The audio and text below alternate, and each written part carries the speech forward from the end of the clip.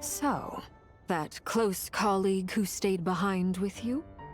What's he been up to recently? Don't know, don't care. I get more normal human interaction from hanging out with Bosco too than him. Although, now you mention it, he hasn't bothered me in a while. I wonder if... If he's disappeared without a trace, it's the biggest gift he ever gave to the world.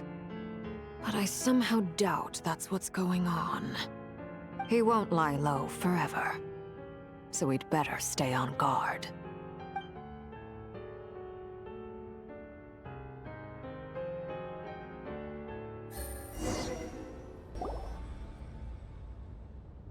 That's the only reason you're here? Yes. I've thought a lot about it. And I've realized that you, me, and Arlecchino should be friends.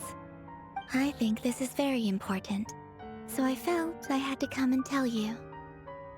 Well, this is a new one. I'm so moved. I can't even hold my teacup. If that's all, you can leave now. Do you not want to be friends with me? Or is it that you prefer being co-workers? What is this, Columbina? Are you deliberately testing my patience threshold? Right now, my politeness module is active. But if you say another word, I swear I'll shut it down.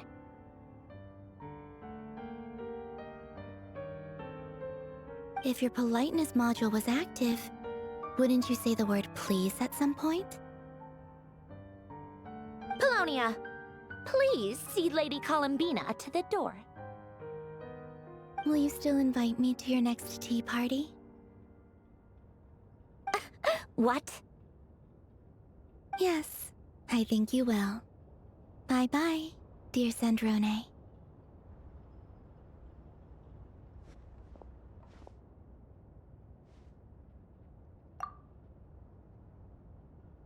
Last time, the Wild Hunt escorted you out. Would you rather I handled it myself this time?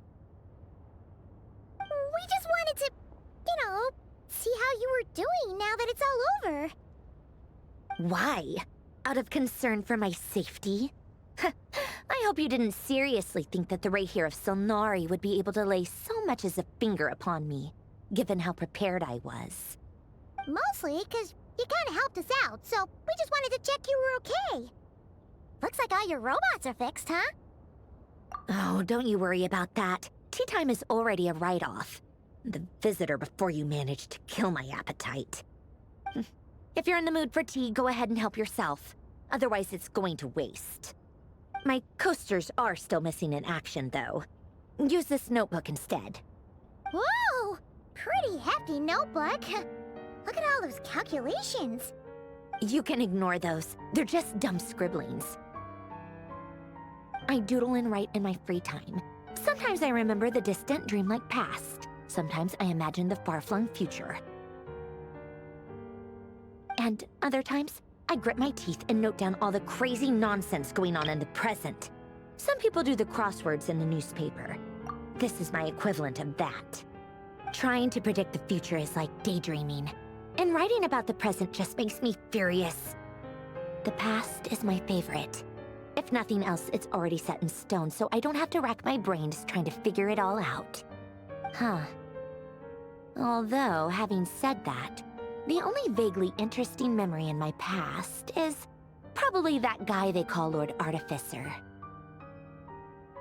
Who else? Pretty much all the mecha and Fontaine are his personal handiwork.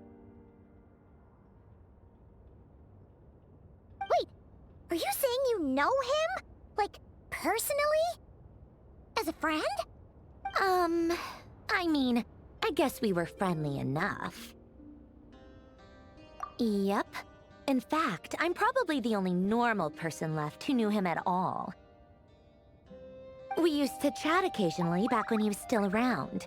Before he passed away, he asked me to destroy all his manuscripts. I honored his request, but I did read through everything first before destroying them. I mean, I couldn't let the genius of Lord Artificer Alain Guillotin disappear like that.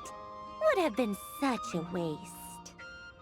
So, that's where the formula's in your notebook are from? I just told you, Those are my equivalent of crossword puzzles. They're just dumb formulas that I solve for fun when I'm bored. Alain's work was like epic poetry.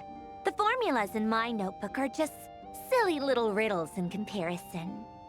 Not that there's anything bad about them. I mean, at least, solving those riddles isn't going to hurt anyone. Except me, 'cause I lose a few brain cells in the process. Anyway, while we're on the topic, I might as well tell you about what happened to him and his friends. Alain Guillotin had two close buddies, Renee and Jacob. They spent their childhood years together in the Narzissenkreuz Institute. They were all quite competitive, so there was some rivalry between them, but it was a friendly rivalry. But beneath the friendship and the rivalry ran something deeper, a sense of nostalgia for the past. Unfortunately, childhood would end, the prophecy would come true, the apocalypse would arrive, and the future would never be. A mad dream that would normally only capture the minds of lunatics began to take root in their hearts. A dream of saving the world. And if Renee and Alain had been people of lesser wits, that dream would probably have ended up as something for them to joke about in their older years. But alas, they were some of the sharpest minds around. They nurtured that dream with the full power of their intellect, and it grew into something that ate away at their souls. The first of them to fall under its spell was Renee. Against Alain's wishes, he persisted in experimenting on a mutual friend of theirs to try and save their life. Alain did not approve and parted ways with Renee. It's complicated. Alain wanted to believe that Renee only did what he did for the sake of their friendship. But when he told me about what happened, I could tell he still had some suspicions about Renee's motives. Perhaps the seed that would grow into a nightmare had already sprouted in Renee's mind. Even then, the next time they met, Renee's soul had been completely engulfed by the dream of salvation. His futile attempt to change the tide of fate only resulted in a wave that swallowed up the world, even before the apocalypse came. And although that wave died down eventually, I hear that it just recently came back with a vengeance. As I understand, Renee wanted to live out his dream of salvation once more. But I'm told that the attempted resurgence finally died out for good. At long last, Renee awoke from his deluded dream. Though of course by then it was far too late. What do you think of Renee? Do you admire his transcendent genius? His view that any price was worth paying to achieve the lofty goal of saving the world? Or do you despise him? Dismiss him as an evil madman who wrought havoc on the lives of everyone around him as he pursued his delusional dream? Same difference, really. Just a matter of perspective. Doesn't surprise me. You share one thing in common, after all. You both want to be the savior.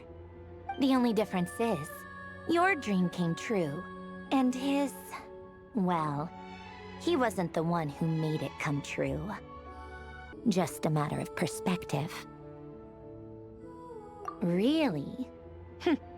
I can't tell whether that's because you disapprove of his deeds or because he failed. Or maybe you have some other reason. Renee no longer exists in this world, and the dream he started went on to be realized by someone else. Just a matter of perspective. What a cop-out. But I suspect you'd have a more incisive and insightful answer if we dug into it further. I don't like fanatics who give up their whole lives for their ideology. Nor do I like fools who let their delusions take control. Maybe I could understand if Renee had just been an ordinary person. But he had a sage-like intellect, and still managed to get himself lost in the labyrinth of his own desires. Anyway, that's enough about Renee. Now, moving on to Alain Guillotin, the Lord Artificer. He managed to put a stop to the first storm whipped up by Renee. But after that, Alain lost his friends and family. To his credit, I suppose, the loss of his family and friends was purely a tragic accident. It's not like Alain sacrificed them for his cause or anything. After that, the only thing supporting his work was the same dream that had dragged his closest friend down to the abyss.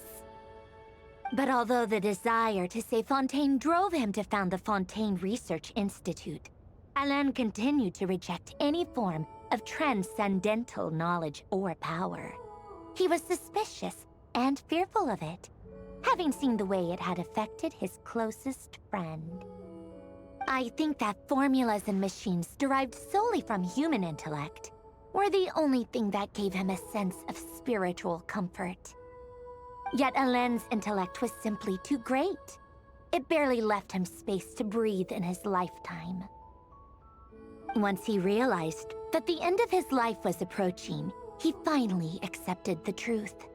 The Nazissenkreuz Institute needed someone, and a human being, to see its story through to the end. He quit working on his formulas, trading them in for the fairy tales that had played such a formative role in his childhood, but which he barely touched in his adult life. He told me that the director of the Nazissenkreuz Institute used to read those fairy tales to the children as bedtime stories. Apparently, they worked wonders at sending kids off to sleep. I think that all he wanted at that time in his life was to be able to sleep deeply without being plagued by depression. By that point, nothing else really mattered. At the very end, he laid down to rest in the ruins of the former Nazissenkreuz Institute orphanage, while the Fontaine Research Institute he had founded continued tirelessly with its work. Many years after that, tensions over competing dreams would once again cause a rift, this time between members of the Fontaine Research Institute. But the actions of those fools had nothing at all to do with Alain. And that is the story of two people from the Nazissenkreuz Institute who both wanted to save the world. One went all in on his fantasy of salvation without ever looking back, and ended up calmly sinking to the bottom of the deepest sea. The other sought desperately to burn bright in his life, even though he wasn't sure where he was going. I do sometimes wonder, why is it that people like them have such grand hopes of saving the world? Even the grandest tree starts as a tiny seed.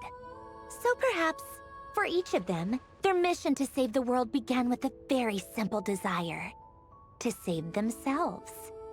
They were young children with friends and family who mattered to them, desires to explore the meaning of life, ambitions to have a successful career. They didn't want to see all of that taken away in one fell swoop. Or maybe they just wanted to find something to anchor themselves within the chaos, to stop them getting quietly swept away by the storms of life. But instead, the search for their own salvation took them down the rocky road laid out by fate. Do you think the desire to save oneself is enough of a justification to try and save the world? The way you said that sounded just like Alain. I asked him the same question back when he was in his prime, putting all of his energy into his work. He gave the exact same answer as you did. No elaboration, just a quick short answer before getting right back to his work. He was always that way, and saved the world. Sensible answer. Glad to know you've got your head screwed on straight. Alain would disagree, though. I asked him the same question back when he was in his prime, putting all of his energy into his work. Yes, it's enough. No elaboration, just a quick short answer before getting right back to his work. He was always that way, and saved the world. You don't know? I guess that's a fair answer. At least you're not trying to hide your confusion. Alain was much more straightforward about it. I asked him the same question back when he was in his prime, putting all of his energy into his work. Yes, it's enough. That was all he said before getting right back to his work. He was always that way. All right, tea time's over. I owe Arlecchino a favor for telling me these stories. I'll have to bring a whole sack of gifts the next time I visit the House of the Hearth. I'm gonna go tinker with Polonia now. You guys can do whatever you want, as long as it doesn't involve interrupting me. Polonia, exit hibernation mode. Begin diagnostics.